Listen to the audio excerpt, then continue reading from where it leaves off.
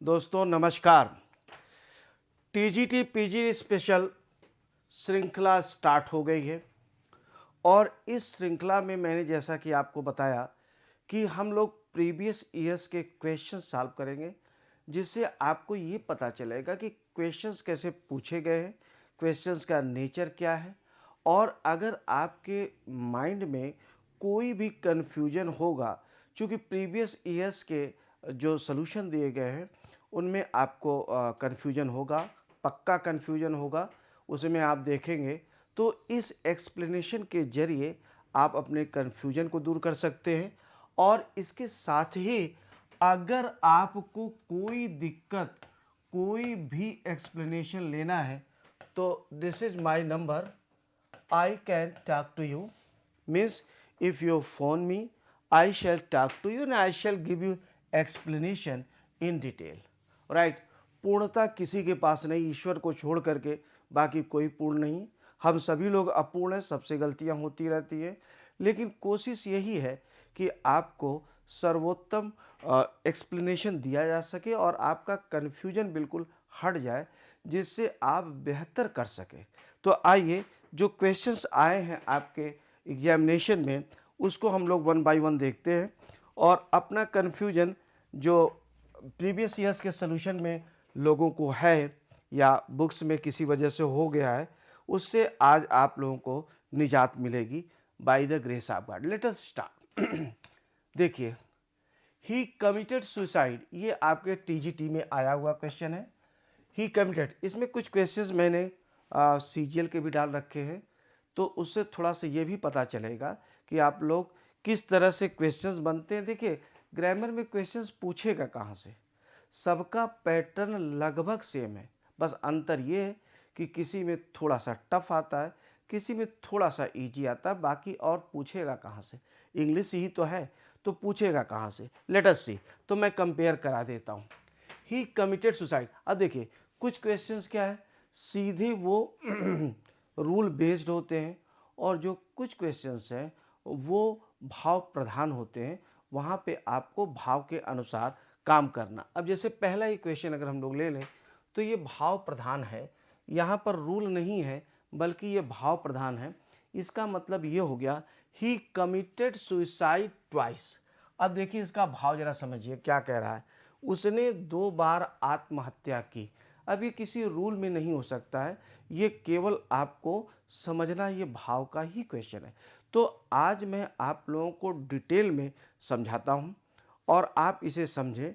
इसमें मैं जितने भी क्वेश्चंस आपके टीजीटी पीजीटी में आए हुए हैं, मैं मैक्सिमम क्वेश्चंस पे वर्क करना चाहता हूँ। और इसमें आप देखें कि जो भाव प्रधान है उसको मैं बताऊंगा और एक एक रूल का मैं विस्तार से आपके साथ डिस्कशन करूंगा। तो देखिएगा, ये क्वेश्चंस जो है, ये क्वेश्चन जो है, question number 1, just see this question and you will find here this is meaning based question and not the question which is based on the rule। Rule पे आधारित नहीं है बल्कि ये भाव पर आधारित है। ही कमिटेड सुसाइड ट्वाइस, उसने 2 बार आत्महत्या की।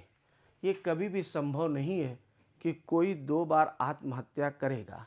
एक बार आत्महत्या किया, निकल दिया, तो उसने 2 बार आत्महत्या नहीं किया, बल्कि ये गलत हो जाएगा। तो इस पोर्शन में गलती होगी, ये यहाँ पे क्या हो जाएगा, ही अटेम्प्टेड सुसाइड ट्वाइस या he tried to commit suicide twice. इसको आप कई तरह से कह सकते हैं, he attempted twice suicide twice, he tried to commit suicide. Commit का मतलब होता है खराब चीज़ करना, दैट इज़ कमिट। अगर हम किसी खराब चीज़ के लिए बोलते हैं तो वह कमिट होता है। और कमिट का मतलब प्रतिबद्ध होना भी होता है, राइट। जैसे हम कहते हैं I am committed to you, I am committed to teaching you, मैं आपको पढ़ाने के प्रति प्रतिबद्ध हूँ। कमिटेड टू के बाद जिरंडियल फॉर्म आता है, वर्ब की आईएनजी फॉर्म आती है। तो यहाँ पे देखिएगा, he tried to commit suicide twice, उसने 2 बार आत्महत्या करने की कोशिश की, न कि उसने 2 बार आत्महत्या की। तो ये देखा आपने कि ये this is not the question which can be based on rule, this is just meaning based question, and if you find the question which is meaning based, for that you need to do a lot of exercise. जितना practice करेंगे उतना, और मैं आपको बताता हूँ कि मैं अपनी पूरी क्षमता के साथ आपके साथ लगा हूँ। लेट अस सी। और मैंने इसीलिए आपको अपना पर्सनल फ़ोन नंबर भी दे दिया है कि if you have any confusion, कोई भी confusion, you can discuss in detail. आइए हम लोग डिस्कस उसको डिटेल में कर लेंगे। क्वेश्चन नंबर 2 है। अब ये देखिए, रूल बेस्ड है। कज़न ब्रदर और कज़न सिस्टर नहीं कहा जाता है। कज़न का मतलब ही होता है चचेरा, मौसेरा, फुफेरा, भाई बहन होता है, उसके साथ ब्रदर और सिस्टर की आवश्यकता नहीं होती है। Question number 3, at this moment that terrible door burst noisily open, बहुत तेजी के साथ खुला, जोरदार धमाके के साथ, and banged far, bang far नहीं होता है एक्चुअली, बैंग के साथ जो लगता है वो यहाँ पर वाल के लिए, बैंग्ड अगेंस्ट द वाल, जैसे हम दरवाज़ा कोई खोले भड़ाक से, धड़ाक से वो दीवार में लगता है, that is called banged against, उसे हम बैंग अगेंस्ट कहते हैं। Rule based question. Question number 4 पे आइए। While an electron carries A negative electrical charge. अब वाइल का मतलब होता है जबकि, जबकि एक electron negative electrical charge carry करता है, ए न्यूट्रॉन इज न्यूट्रल, न्यूट्रॉन जो होता है वह न्यूट्रल होता है, right. Electron negative electrical charge लेता है और न्यूट्रॉन न्यूट्रल होता है। तो यहाँ पे एक चीज़ ध्यान देंगे कि ग्रामर संबंधी यहाँ पर कोई गलती नहीं है, क्योंकि इलेक्ट्रॉन सिंगुलर है, कैरीज सही है, और न्यूट्रॉन सिंगुलर है, इज सही है, न्यूट्रल सही है, तो ग्रामर संबंधी यहाँ पे कोई मिस्टेक नहीं है, राइट। प्रोटॉन, इलेक्ट्रॉन और न्यूट्रॉन, राइट। तो यहाँ पे इसको देखें। क्वेश्चन नंबर 5 को, I took the shortest way through the little park, little park से हमने शॉर्टेस्ट रूट को लिया। क्लोज द पैलेस, क्लोज का मतलब देखिए दो चीज़ होती है। एक क्लोज जो वर्ब है, इसका मतलब होता है कि क्लोज का मतलब बंद करना। अब यहाँ पे बंद करना नहीं है, क्लोज द पैलेस मतलब क्लोज टू द पैलेस या नेक्स्ट टू द पैलेस, इसको हम बोलते हैं जो राजमहल से एकदम पूरा सटा हुआ है, that is close to the palace. अगर आप केवल क्लोज कहते हैं तो इसका मतलब होता है कि वह क्या है, वर्ब है। तो ये वर्ब नहीं है, क्लोज टू द पैलेस जो पैलेस से काफ़ी करीब, तो क्लोज यहाँ पे एडजेक्टिव है, that is close to the palace. As it came to a stop the conductor called over in a loud voice. Let us see, इसको जरा देखिएगा क्या है काल का, जरा भाव देखिएगा। काल ओवर का मतलब होता है, काल ओवर, काल ओवर का मतलब होता है किसी को किसी स्थान पर, किसी को किसी स्थान पर बुलाना, किसी स्थान पर बुलाना, that is called call over.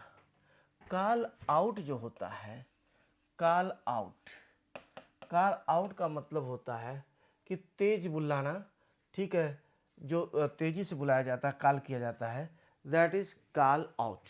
तो कंडक्टर, जाहिर सी बात है, जब गाड़ी स्टॉप पे रुकती है तो कंडक्टर क्या करता है, वो कॉल आउट करता है, मतलब पैसेंजर को बुलाता है। जैसे हम बोलते हैं, मान लीजिए हमको जाना है और हमने बोला, हम कंडक्टर हैं, तो हम ये बोलते हैं अल्लाहपुर अल्लाहपुर अल्लाहपुर, तो अल्लाहपुर मतलब अल्लाहपुर आ गया, अब आप उतरिए, that is called call out, not call over. हम ये बोल सकते हैं I called my students over to my institute, तो that will be call over. लेकिन यहाँ पे जो दिया गया है वह क्या हो जाएगा, दैट इज कॉल आउट।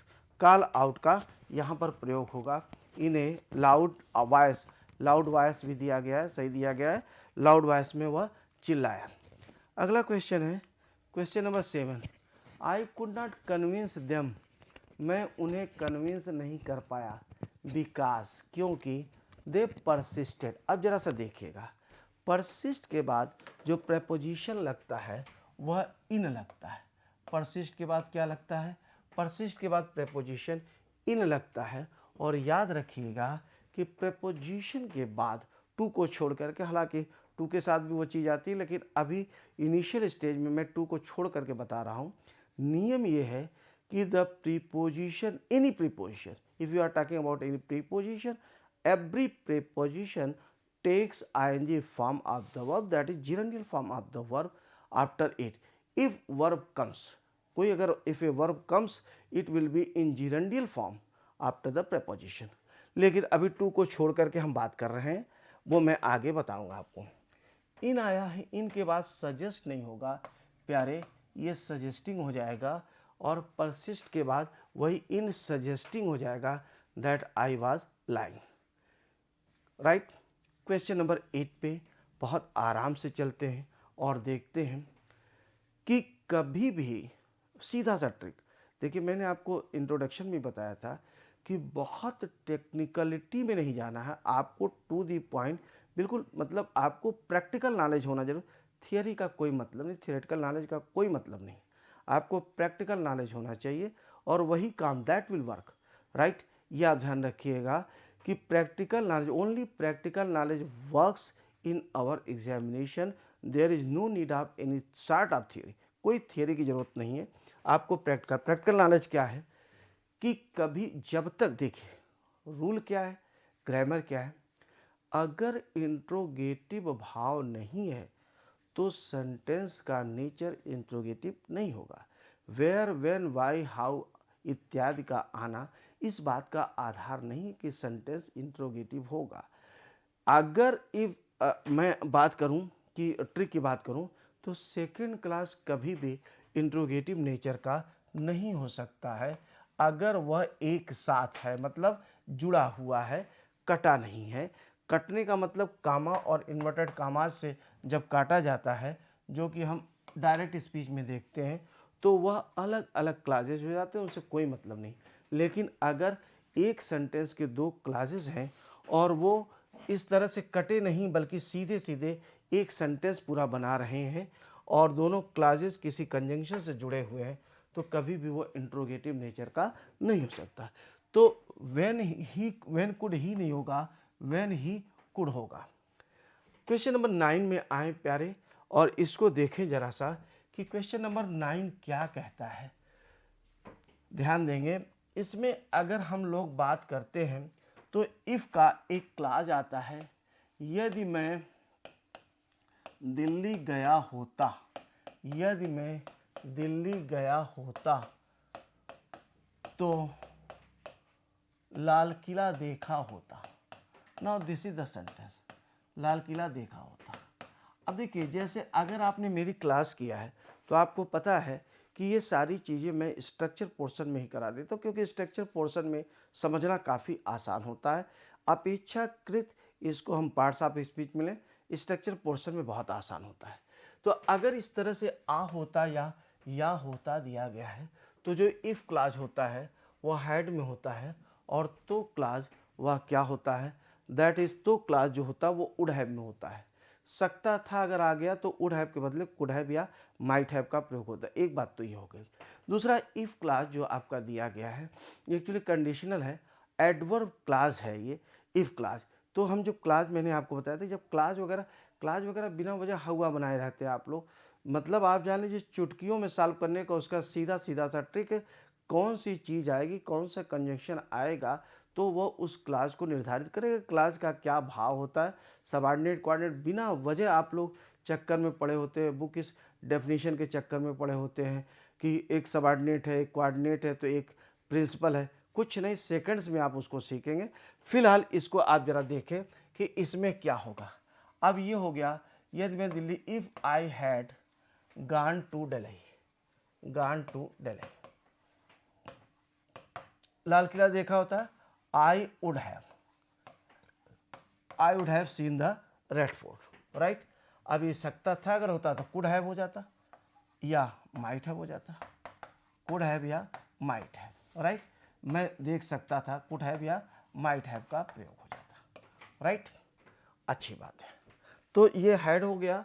आप चाहें तो इफ़ का यहाँ पे विलोपन कर दें, और ये नियम है had I gone to Delhi, ये भी हम कर सकते हैं जैसी हमारी इच्छा. अगला क्वेश्चन देखेंगे कि अब यहाँ पे हैड आया है, इसका मतलब क्या हो गया, ही हैड काट नहीं होगा, ही वुड हैव काट, ही वुड हैव काट का प्रयोग करें. क्योंकि एक हैड आ गया है, यानी इफ क्लाज ये हैड है, तो क्लाज क्या होगा, वुड हैव का हम प्रयोग करेंगे। कुड हैव, माइट हैव भी कर सकते, अगर सकता था का भाव होगा। अब देखिएगा, neither Ram nor his parents, neither Ram, अब ये ध्यान देंगे, नाइदर का पार्टनर कौन है, नार है, इसका मतलब ये सही है। अब देखिए, neither Ram nor his parents are to blame, बहुत अच्छा क्वेश्चन है पीजीटी का। गौर ये करना है, आइदर आर, नाइदर नार, नॉट ओनली बट आल्सो, गौर करेंगे, आर और नार, जब ये दो सब्जेक्ट्स को जोड़ते हैं तो जो वर्ब होती है वह निकटतम सब्जेक्ट के अनुसार लगती है। बहुत बड़ा रूल है, ये आप ध्यान लीजिएगा। जो वर्ब होती है वह क्या होती है, निकटतम सब्जेक्ट के अनुसार लगती है। तो जो निकटतम सब्जेक्ट है वह क्या है, पेरेंट्स है। तो अगर वो पेरेंट्स है तो इसका मतलब आर जो लगा है वह सही लगा है। और ही इज टू ब्लेम का मतलब होता है कि वह दोषी है, जो भाव इसका होता है वह दोषी है। तो यहाँ पे आर टू ब्लेम का प्रयोग दिया गया, neither Ram nor his parents are to blame, right. तो क्या इतनी बात आपको समझ में आ गई। तो इसी तरह से मैं आपको जितने भी क्वेश्चंस संभव हैं मिल सकते हैं मुझे, मैं टीजीटी पीजीटी के सारे क्वेश्चंस मेरी जो कैपेसिटी में है वो मैं आपको सॉल्व कराता हूँ, और मैं दिखाता हूँ कि कितना आसानी और कितनी सहजता के साथ आप लोग without wasting your time, your valuable time, you can solve these types of questions. इनको कर सकते, मैं इनका रूल्स भी बताता जाऊंगा, एक्सप्लेन भी करता जाऊंगा पूरी तरह से। तो उम्मीद करता हूं कि ये आपको लेक्चर बहुत अच्छे समझ में आया होगा। इसमें हम पूरा 6 श्रृंखला, मतलब स्पॉटिंग एरर में 6 सेट्स आपके सामने लेके आ रहे हैं क्वेश्चंस के, जो प्रीवियस ईयर्स में पूछे गए, और एक एक पे मैं एक्सप्लेन कर रहा हूँ। आपकी किसी भी शंका का निवारण करने के लिए I am available on phone, but that should be the right moment. और राइट मोमेंट वो होगा कि जैसे आप 7 बजे शाम को हमसे 7 से लेकर के 8 बजे तक अपनी शंका का समाधान कर सकते हैं। उम्मीद करता हूँ अच्छा लगा होगा। Thank you very much.